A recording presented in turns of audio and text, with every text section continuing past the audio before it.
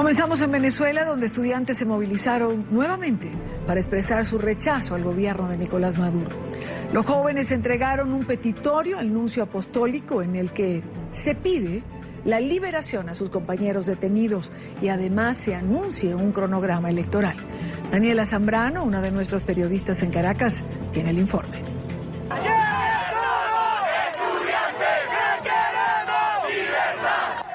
Una vez más, las estaciones de metro amanecieron cerradas para obstaculizar la movilización estudiantil. Sin embargo, en esta oportunidad no hubo piquetes de la Policía Nacional que les impidieran el paso. Los estudiantes mantuvimos el llamado a la calle. Los estudiantes consideramos que la única manera de salir de esta crisis es ejerciendo nuestros derechos. Ejercer el derecho al voto, aunque nos lo estén bloqueando, y ejercer el derecho a la manifestación pacífica. La marcha incluso se cruzó con una concentración oficialista a las puertas de la sede del Estatal Petróleos de Venezuela. No hubo confrontación.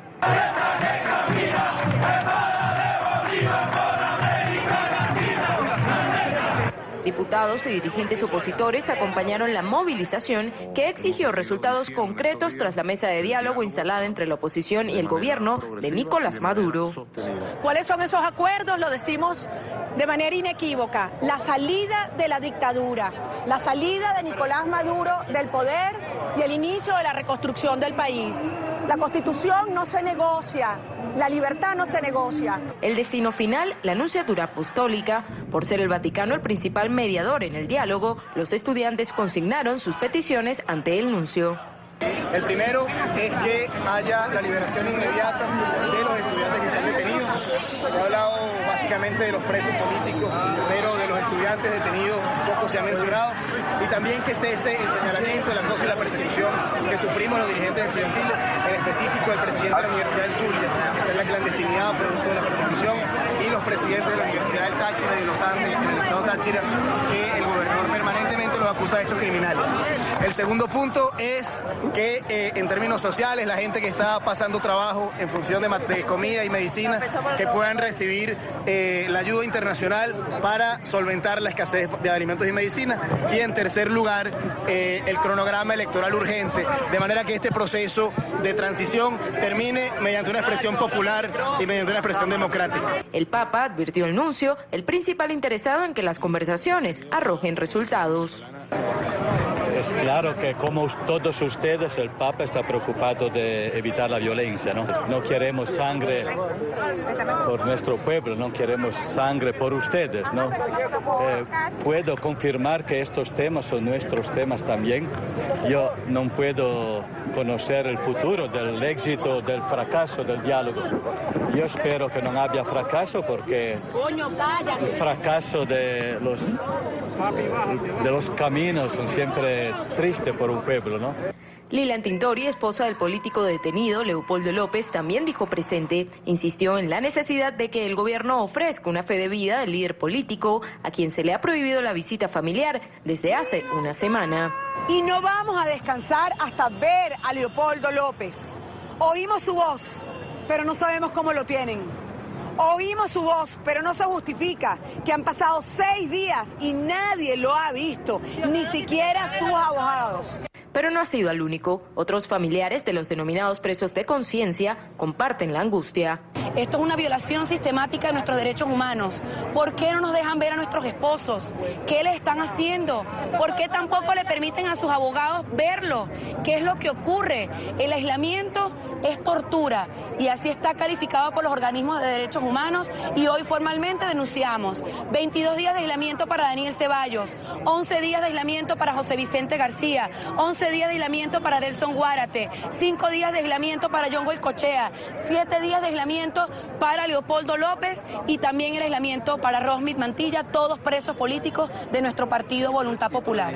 Pese a las conversaciones de diálogo en aras de alcanzar la paz en un país que está a las puertas de un estallido social, consideran que el gobierno no da muestras de reconciliación. Que ya nos llega información de que en la movilización en el estado Táchira hay estudiantes detenidos. Ya nos llega información de que en las movilizaciones que ocurren en el interior del país hay detenciones arbitrarias. Los dirigentes estudiantiles no descartaron futuras movilizaciones al centro de Caracas en caso de que sus peticiones no sean cumplidas. En Caracas, Daniela Zambrano, para la tarde de NTN 24.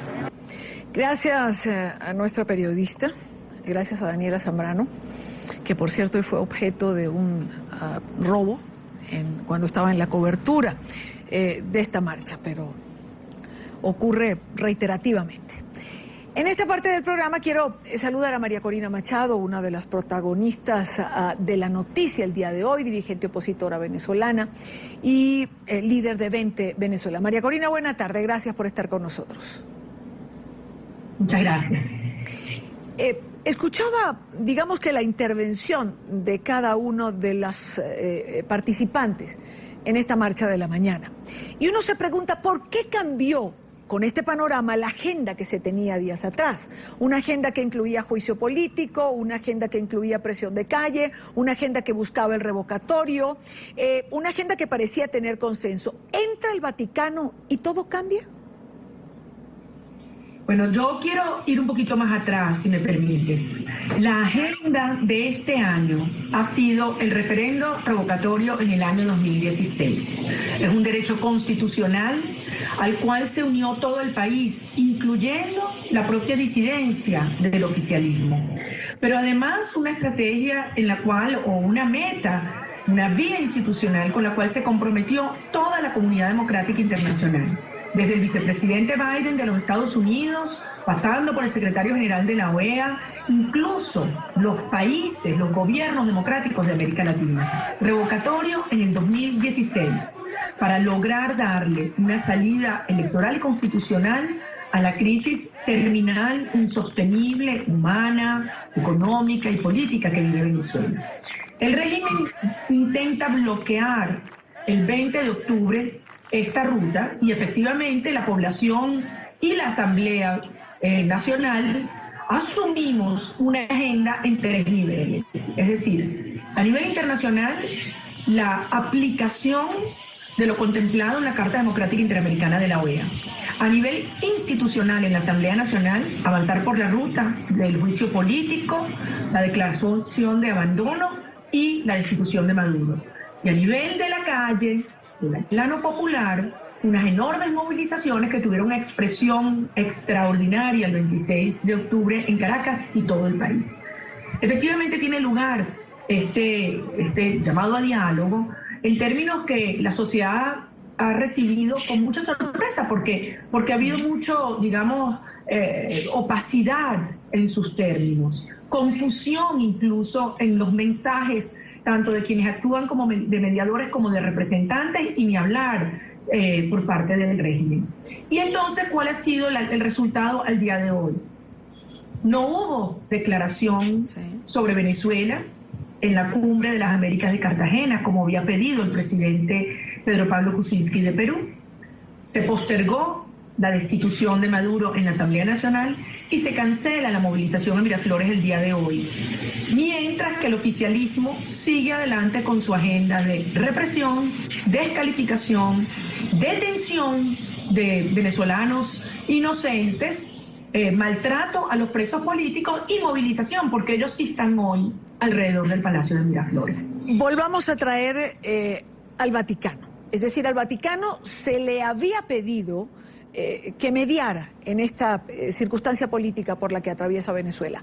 Entra el Vaticano repentinamente, pide bajar el tono, pide instaurar una mesa de diálogo, pide suspender las movilizaciones, pero parece que los únicos que acatan las sugerencias o las peticiones del Vaticano es la oposición, porque el gobierno sigue movilizado, no baja absolutamente el tono, sigue, como usted misma señala, encarcelando.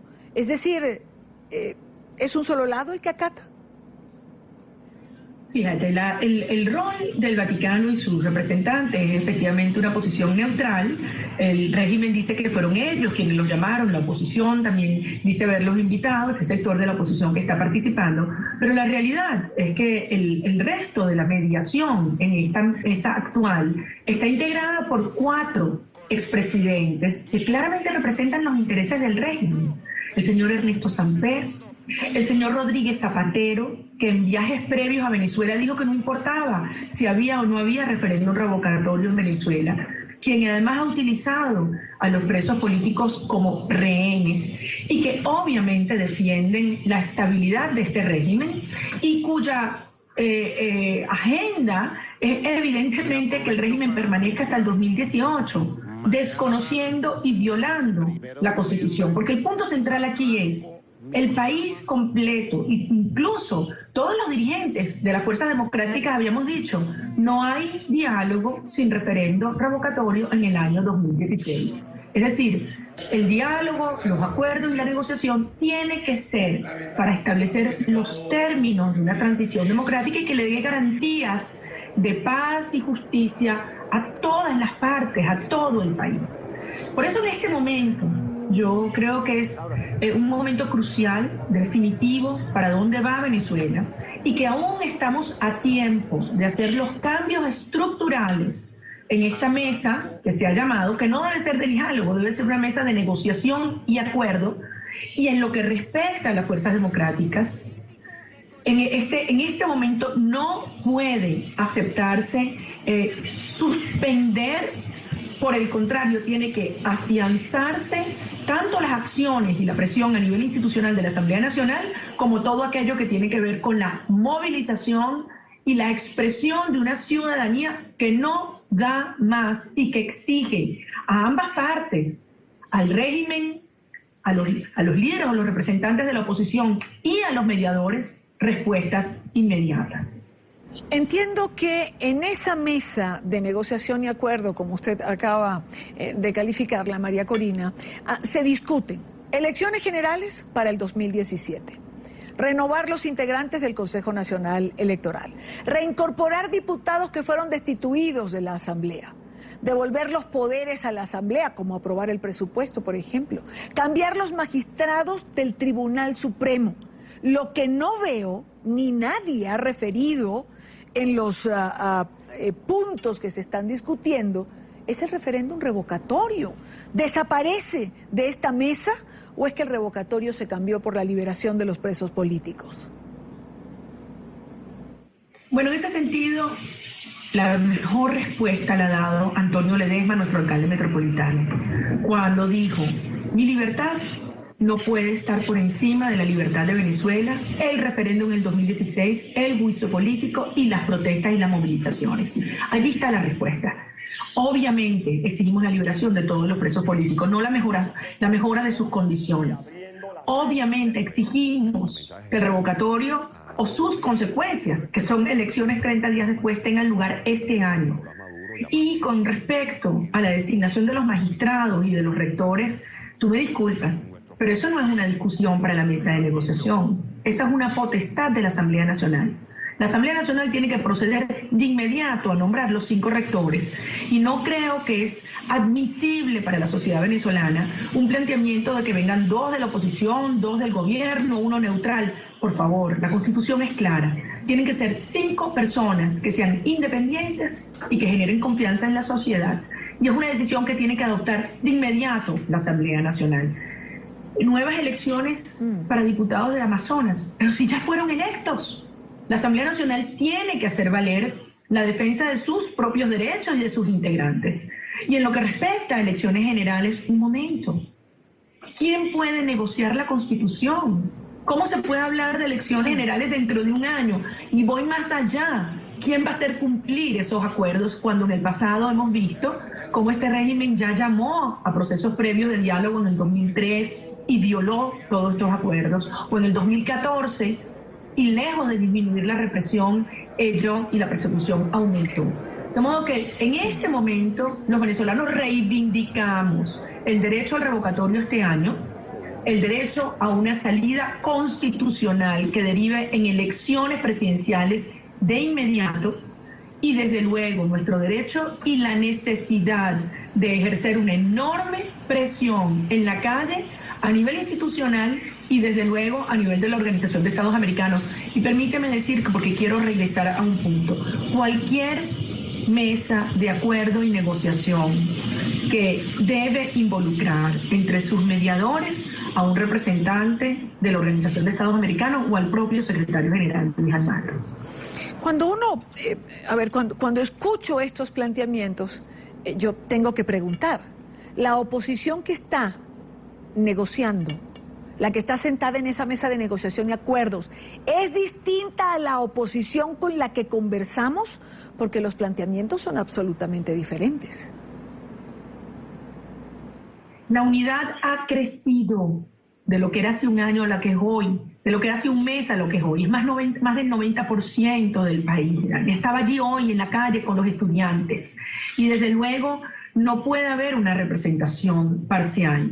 Por eso también hemos planteado, en cualquier mesa de negociación y acuerdo, tienen que haber voces de la sociedad civil organizada. ¿Quién representa a los presos políticos, a los perseguidos, a los exiliados, a las universidades, a los trabajadores?